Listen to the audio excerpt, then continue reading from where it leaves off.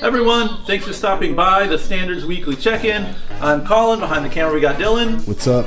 Today we're going to be going over some staff picks, some recently priced records, some new arrivals, and as always, if you see anything you like, feel free to hit the DMs on Instagram, give the shop a ring, or just cruise by. We're open 11 to 8, 7 days a week. So without further ado, let's get into some staff picks, and I feel like the big one this week, no doubt about it. This bad boy, right? Yeah. Been moving some units of it. Yeah, over the weekend. I love that because this record is very important to me, but I never know how when something's gonna hit with the public around here. Is it a Vista record? Turns out it is because we're moving some copies and that's really great. You been getting into it? Yeah, I've been listening to it a lot lately. Revisiting it since I don't know. You told me about them maybe 3 years ago. How would you listen to it then? YouTube, I think. Okay. Yeah, and then that was it. Now I'm like, okay, let me listen to it now. I go, Jesus. And then it's get into it. Yeah, it makes a lot more sense when it's presented in its original form. I think, hearing it split up and with bonus tracks and, God knows what kind of quality, you never know. But I think that's my biggest my biggest thumbs up endorsement of this record is it is true to form, getting this record now and listening to it now, you're listening to it in the way that someone in 1984 would have gotten a hold of it and heard it to 98% accuracy. There's a few small details changed, but for the most part, this is as good of a way to experience this music today as it was in its original form. And yeah, you understand. It's it makes more sense listening to it. Yeah, in this over way, and over. Yeah. Than you would on YouTube through your car, whatever. Yeah. Okay, we're on the same page there.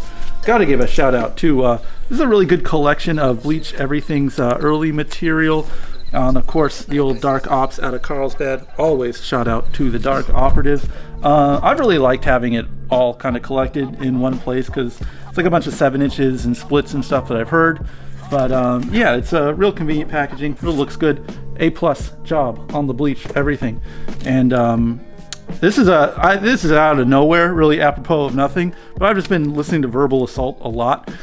It's a great record. I think it's finally connecting in the sense that I'm gonna be real and vulnerable here. I think I've listened to so much fucking weird music that I've backed myself into a corner. The other day I'm reading comics and just listening to music on my headphones and I'm just listening to weird early 90s straight edge bands and that's just where my ears go to now, and that's the only thing that makes sense.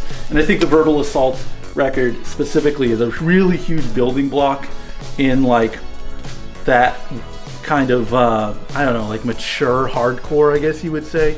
I'm sort of appreciating the influence that this record has had lately to the point where I'm just spinning it on repeat, and it's A+ in the Verbal Assault. Speaking of kind of grown folk hardcore, we got this new record from World Be Free. I really liked their last record, and this time around it's just a 5-song EP, and of course you got Scott from Terror on vocals, Sammy on drums, and I gotta say, seeing Alex Barreto in the group, A+, need all the records with him in them. Really enjoyable, good kind of melodic-ish, DC influence-ish kind of hardcore if you appreciate that early 90s, late 80s sound. This is a good one. I dig it. You threw this one in the stack. Yeah, just some good dad rock, dude. Steely Dan Asia was rock. Under that. You're putting him in a rock? You put him in the rock category? Dad rock, at least. What dad else? Rock? I don't know. Dad. Jazz pop fusion. There you go. That's fine. You put him in the rock section, dude. I just call him dad rock, I guess. Yeah, I put him, We don't put him in the jazz section. It's rock / pop / etc. Yeah. Frankly. Turn it around. I usually the song Peg. Yeah. Goes hard. That's all I say. A+ record, 10 out of 10. Got a handful of kind of budget soul and funk records over the weekend. This one is really appealing. Unfortunately, not on Spotify, but doesn't come with too harsh of a price tag. There's the last song on here. I don't know. There's a track listing on here. It doesn't matter. Exception to the rule. Jam exception to the rule. I really want to draw to attention. Brass Construction is the backup band for this really? record. Yeah, and it sounds like it. And how fucking hard is the brass construction crew necks with embroidered names? Damn. A+. I don't know what fucking foot fetishist. Oh, I didn't even realize. Yeah, well, here's all the shoes, and then there's the people. So cool, but yeah, I don't know. They expected a bunch of perverts into the record. Yeah. You get this one? No, I didn't. You jam this one? No. Let me tell you, a really uneven record, but the two songs on here, I think The Man's a Fool and Together, brother, monster tracks. I feel like, everyone that people just think of the guy with The Lizzie? yeah, but you put him on his own and playing different kinds of music. It's real delightful. I would say those two tracks, add them to any playlist, they're gonna be a hit. And this record fucking sucks, but The art's cool. that's it. Yeah. Take a moment, shout out Alvin Lee from 10 Years After, and God, I wish I knew who drew it. I know he's like a big name because he's very like. Recognize it from like old heavy metal mags and stuff, but man, what a cover. Anyways, and jamming this one. There's definitely like a couple standout tracks. I believe I might have put one on the jam of the day today, but just a really enjoyable, good spice, dab of disco in your soul. Really good record though. And what's it? What you getting down? Yeah. Going into my roots. Yeah. Yeah, just listening to thrash. Good call. Always a good call. I know, and then Exodus being like the ones that we have open. So just listening to that. Yeah. By myself. You get into the? You got into? I thought we're doing Bonded by Blood a lot. Yeah, I was doing Bonded by Blood. I listened to this and the. I think I listened to Bonded by Blood more and Fabulous Disaster, which we do not have. But right. Listen to this one at least once, and it still holds up. Hot take. I know. I don't think it ever fell off. Right. But still a great record. I think it's my favorite. Yeah. It's the one I've listened. I know Bonded is. That's like the people's choice. Yeah, and they're not wrong. These are both 10s. Yeah. I don't know. Mine's always between Bonded and Fabulous Disaster. Yeah. But I don't know. I guess maybe the Cajun Hell's on that one, right? yeah. Cajun Hell and I think the Lowrider into Cajun Hell on Fabulous Disaster. I feel like this is the more consistent. This has the annoying fucking intro. I hate that. The guy talking? Yeah, for like a minute of. We get enough people rambling gibberish. I don't need to hear that on the intro of a thrash metal record. Yeah. But once you get past that minute, there's not a low point on the record. Yeah. Same with Bonded by Blood, but Bonded by Blood, you don't even have that minute. So maybe I do like Bonded by Blood more, if we're to go by, the numbers like that. Track by track. Yeah. No one's talking in this one. This wins. Yeah. This one doesn't have a war cover. Yeah, no one's covering Lowrider on this one. Got to give it to this. Yeah. Let's flip through some records, shall we? All right. I was trying to think about this Gizmo record since, we've got it in and it's like a hot topic at the moment. Like I was a middleman in some weird trade. So I got Gizmo Detestation and the third Stalin LP, Mushi. And like between those two records, it just completely shifted the way I thought about hardcore music in general. There's a good chunk of my music diet that's like where hardcore and metal kind of intersect. People say crossover, right? Mm-hmm. People say crossover is kind of a specific sound in mind. Yeah. I don't know. What's the definitive crossover band? I say crossover, you say...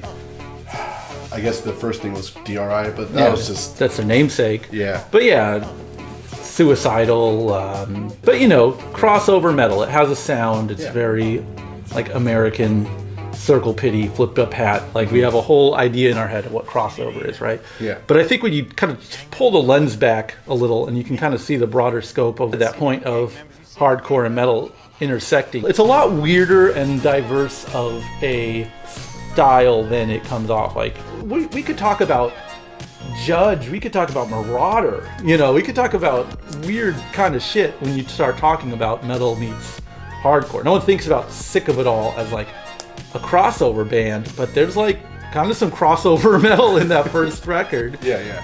That we just kind of, hardcore sound. And it is like a very hardcore sounding record for sure, but in a world where, I don't know, Minor Threat is a hardcore band. sick of it all, our crossover. Yeah. You know, but we have that crossover space reserved for bands that talked about like MOD or whatever. Yeah, nuclear assault. Yeah, there we go. But it's like, yeah, and I think Gizm's in that conversation. When I think about why that band is so appealing to me, I think it's like people who are really comfortable living in this borderline avant-garde space and music. There isn't anything on, especially Detestation, that isn't punk or metal, you know? It's not like there's like jazz or they're bringing in saxophones or something. It's just punk and metal, but it's so fucking weird and twisted. Yeah. And like, if you played it for a Martian, they wouldn't know what the fuck is happening. I don't know. Is international quote-unquote crossover, like, it's just way different than American, right? Yeah, I guess in my head it's like English dogs right. and Does Creator happen if not for punk? Yeah. No, I don't think so. Yeah, but we just call that thrash exclusively. YouTube comments. All right. A man Black Horizons, who always asks some great questions. He says, hope you guys are doing well. What do you think about the big increase in vinyl popularity over the last few years? I think I heard LP sales in 2020 were the most they have been in 25 years or something. That was a killer flip. And so I guess my thoughts on this are my thoughts on vinyl in general, which is my thoughts on music in general, which I don't really think vinyl is important in and of itself. I think that records are, I hesitate to even say that they're the best format for music, because depending on the kind of music you're listening to or the circumstances you're listening to music to, it is the worst format imaginable if you're trying to go for a run or driving your car, right? Yeah. So to say across the board, oh, vinyl is the best. A really good, there are plenty of records that are great digitally, but have been just completely marred in the mastering and cutting process to where the vinyl sounds like garbage. So you kind of have to go case by case. For the most part, though, I feel that vinyl is a very unique way to experience music and has a great impact. And I don't need to tell anyone watching this, I feel like I'm preaching to the converted to say anything gushing about the format. But the format is just that, a format. What really matters is the music. And in terms of music's popularity, that's what I think is important. Coming from, I don't know, seeing like how much like hard rock and heavy metal meant to people in the 80s and how much like gangster rap transformed culture in the 90s, and like seeing Kurt Cobain die, like when I was in middle school, like the impact that had on just culture across the board, like seeing how passionate people were for music, good, bad, or otherwise. Like, I don't know. It definitely does not feel that it holds that same kind of weight, in culture in general. So, record sales are up. Great. Are people listening to the fucking things? How many spins are they listening to it? What are they listening to it on? Are they listening to it on a stereo that will properly communicate the quality of the music that's on it? Will the quality of music that's on it make the person so passionate about what they're listening to that they're going to transform the world around them creatively? That's what I think music can and should do. Vinyl sales being up is obviously not a bad thing, but I would much rather that people's, I don't know, I would like to hear about an album coming out that has as much impact as the PlayStation 5 coming out. You know what I mean? But that's what you see that excitement put into now, is things like iPhones, or like new movies that come out that are really huge blockbuster films. That's the place, the stature I have seen music have in culture, and that I don't really see it having right now.